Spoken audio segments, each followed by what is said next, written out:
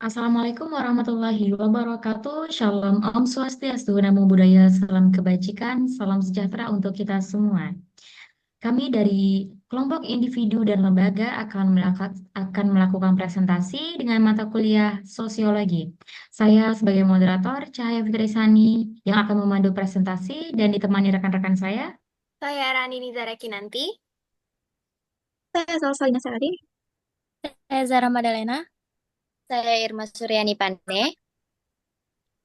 Baik, itu tadi rekan-rekan saya dan anggota yang berada di kelompok ini. Langsung saja kita lanjut ke materi.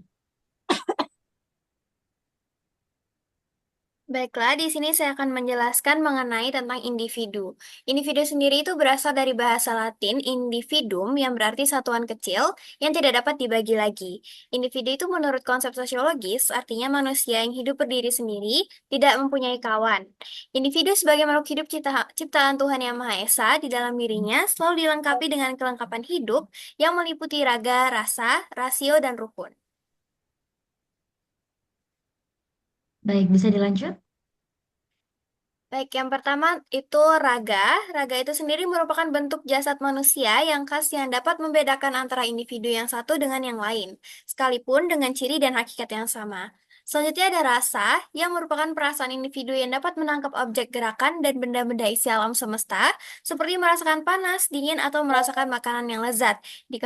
Perasaan juga dapat dikembangkan menjadi perasaan senang dengan keindahan dan sebaliknya.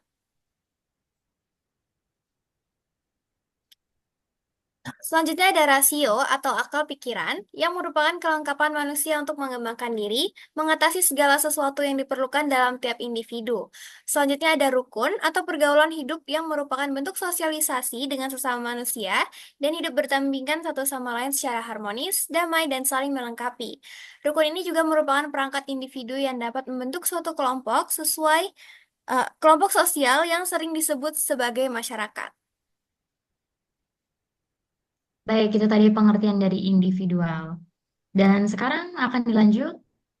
Selanjutnya ada individu dan masyarakat. Sebagai makhluk sosial, manusia kehidupannya tidak dapat hidup tanpa kehadiran orang atau pihak lain.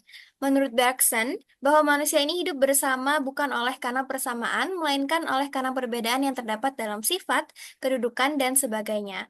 Lebih jauh, Bergson mengatakan bahwa kenyataan hidup baru terasa dengan perbedaan antara manusia masing-masing itu dalam kehidupan bergolongan. Baik, terima kasih Andini. Selanjutnya mengenai bagaimana hubungan antara individu dengan masyarakat, itu ada 3 alternatif, yaitu satu, individu memiliki status yang relatif dominan terhadap masyarakat. Yang kedua, masyarakat memiliki status yang relatif dominan terhadap individu. Dan yang ketiga, individu dan masyarakat saling tergantung. Jadi, hubungan antara individu dengan masyarakat seperti dimaksud di atas menunjukkan bahwa individu memiliki status yang relatif dominan terhadap masyarakat, sedangkan lainnya menganggap bahwa individu itu tunduk pada masyarakat. Sementara itu, masih terdapat suatu hubungan lagi, yaitu adanya hubungan interdependen atau saling ketergantungan antara individu dengan masyarakat. Baik, selanjutnya lembaga sosial yang akan dilanjut oleh Saudari Irma.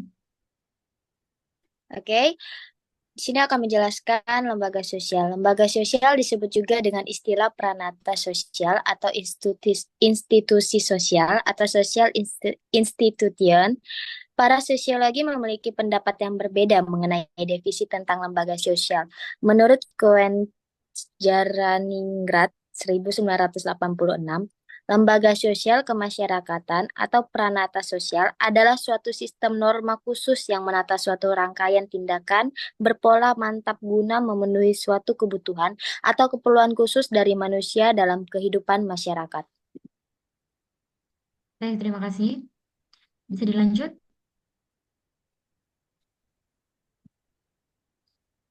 Fungsi dan tujuan lembaga sosial. Yang pertama, adapun fungsi lembaga sosial pada dasarnya digunakan untuk mengatur pergaulan hidup dengan tujuan untuk mencapai suatu tata tertib.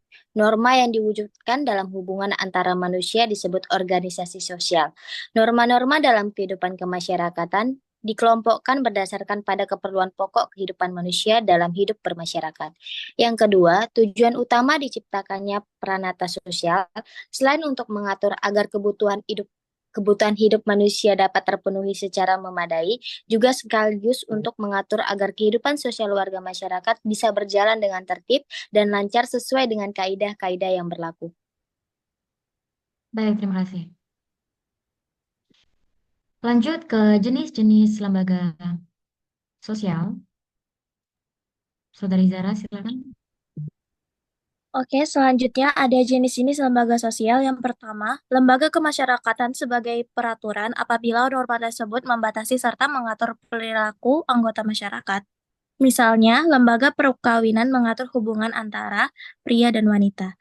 Yang kedua, lembaga kemasyarakatan dianggap sebagai yang sungguh-sungguh berlaku apabila norma-norma tersebut sepenuhnya membantu pelaksanaan pola kemasyarakatan. Paksaan pelaksanaan lembaga kemasyarakatan tergantung dari pertimbangan kesejahteraan, gotong royong, kerjasama, dan sebagainya. Baik, terima kasih. Dilanjut ke ciri-ciri lembaga sosial. Dilanjutkan dengan ciri-ciri lembaga sosial. Yang pertama itu ada lembaga kemasyarakatan adalah organisasi pola-pola pemikiran dan pola perilaku, wujudnya aktivitas-aktivitas kemasyarakatan dan hasilnya. Yang kedua, lembaga kemasyarakatan mempunyai kekekalan sendiri. Yang ketiga, lembaga kemasyarakatan bertahan cukup lama karena ia merupakan tujuan masyarakat itu sendiri. Baik, terima kasih. Yang keempat, lembaga kemasyarakatan mempunyai alat-alat perlengkapan sendiri yang digunakan untuk mencapai tujuan itu seperti bangunan, peralatan, mesin, dan lain-lain. Yang kelima, lembaga kemasyarakatan mempunyai lembaga-lembaga seperti simbol, slogan, warna, dan logo yang mempunyai ciri khas lembaga itu. Yang keenam, lembaga kemasyarakatan mempunyai tradisi tertulis dan tidak tertulis untuk merumuskan tujuan, tata tertib, dan lain-lain. Baik, terima kasih Zara. Dilanjutkan unsur-unsur lembaga sosial. Sistem norma dari lembaga sosial adapun sebagai berikut. Sistem norma merupakan sejumlah norma yang terangkai dan berkaitan satu sama lain. Norma-norma ini mempunyai kekuatan mengikat yang akan berbeda-beda. Ada norma-norma yang sangat kuat mengikatnya dan ada pula yang lemah. Lalu tindakan berpola. Tindakan berpola itu merupakan serangkaian tindakan yang saling berhubungan satu sama lain, sehingga membentuk suatu pola yang mantap. Ada juga kebutuhan manusia, sistem norma yang mengatur tindakan-tindakan manusia berfungsi memenuhi kebutuhan manusia. Kebutuhan manusia juga yang beraneka ragam, inilah yang menjadi dasar terbentuknya kelembagaan masyarakat yang beraneka ragam. Oke, selanjutnya ada proses terbentuknya lembaga sosial. Jadi, proses pembentukan suatu lembaga sosial kemasyarakatan itu disebut sebagai proses institusionalisasi. Menurut Skanto, proses institusionalisasi adalah suatu proses yang dilewati oleh suatu norma kemasyarakatan yang baru untuk menjadi bagian dari salah satu lembaga kemasyarakatan. Proses pembentukan lembaga kemasyarakatan berasal dari perilaku manusia yang lama-kelamaan menjadi perilaku masyarakat yang disebut sebagai tata kelakuan atau adat istiadat. Baik, terima kasih Salsa. Dan yang terakhir ada tipe-tipe lembaga sosial. 1. Merupakan suatu organisasi yang berisi pola-pola pemikiran dan pola-pola perilaku yang terwujud melalui aktivitas-aktivitas kemasyarakatan dan hasil-hasilnya. Yang kedua, mempunyai tingkat kekekalan tertentu. Yang ketiga, mempunyai satu atau beberapa tujuan. Keempat, mempunyai alat-alat perlengkapan yang digunakan untuk mencapai tujuan lembaga. Dan yang kelima, mempunyai lambang-lambang yang berbeda.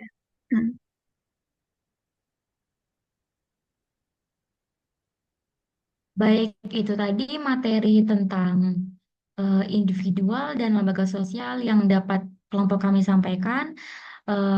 Langsung saja kita bahas kesimpulan dari materi yang telah disampaikan tadi.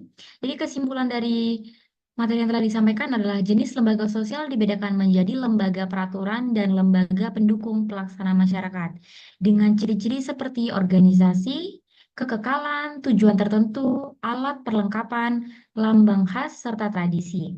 5 lembaga sosial dasar dalam masyarakat kompleks meliputi keluarga, keagamaan, pemerintahan, perekonomian, dan pendidikan. Lembaga sosial mencerminkan pola pemikiran, perilaku, dan tujuan tertentu. Baik, sesi yang terakhir ialah sesi tanya jawab kepada rekan-rekan dan teman-teman sekalian yang ingin menanyakan atau menyampaikan pendapat dan juga pertanyaan bisa dicantumkan di kolom komentar. Terima kasih atas waktu dan perhatiannya. Kami ucapkan terima kasih. Wassalamualaikum warahmatullahi wabarakatuh.